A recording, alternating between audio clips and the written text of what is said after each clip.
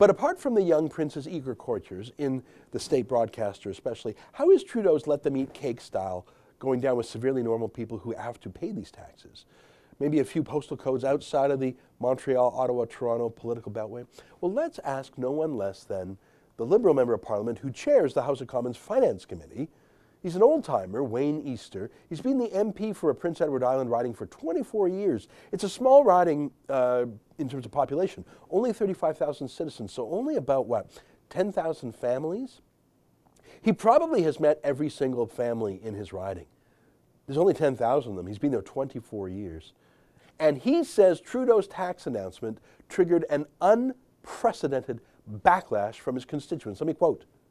Whoever drafted that doesn't have a clue about the amount of effort that goes into being a small business or how it's established. The communications made people feel that they were being accused of abusing the tax system, unquote.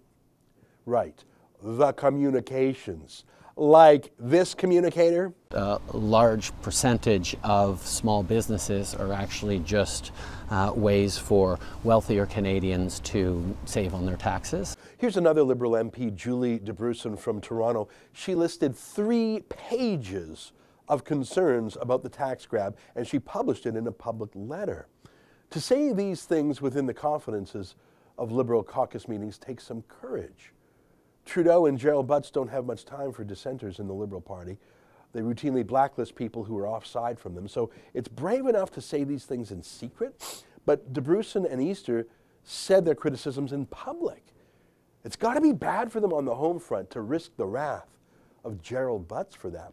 Nova Scotia Liberal MP Daryl Sampson was more diplomatic. He said, many people in my constituency are saying that the time frame is short and the summer was less active than it would be in the fall. If we could extend the deadline, it would be a positive step. Please, please, please, please, please. Even Newfoundland's Liberal Premier is worried enough to break ranks with the boss. Again, in public, he says, there is a disconnect right now. What we've been asking for is some clarification of what these proposals would look like, what the impact would be on small communities and healthcare professionals in our province, unquote. Farmers, small businesses, entrepreneurs, you know, the people like Justin Trudeau's grandfather. But why would Justin Trudeau and Bill Morneau care about entrepreneurs now? I mean, look, they are bringing in a brutal job-killing carbon tax that will hurt these small entrepreneurs, kill gas stations. Imagine if Charles-Émile Trudeau was around 30 gas stations, what he'd think of a carbon tax. But Justin Trudeau and Bill Morneau don't care. They've driven out tens of billions of dollars of private sector investments in the oil and gas business. They canceled the $12 billion Northern Gateway pipeline construction project. By the way, that was 10% Aboriginal owned. They've scared off the $36 billion Petronas liquid natural gas pipeline project.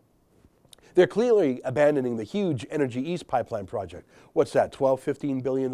If you have no compunction about killing 30, 50, 75 billion dollars in shovel-ready jobs, why would you care about a small business tax hike? And really, who's going to hold them to account? Who? The mainstream media?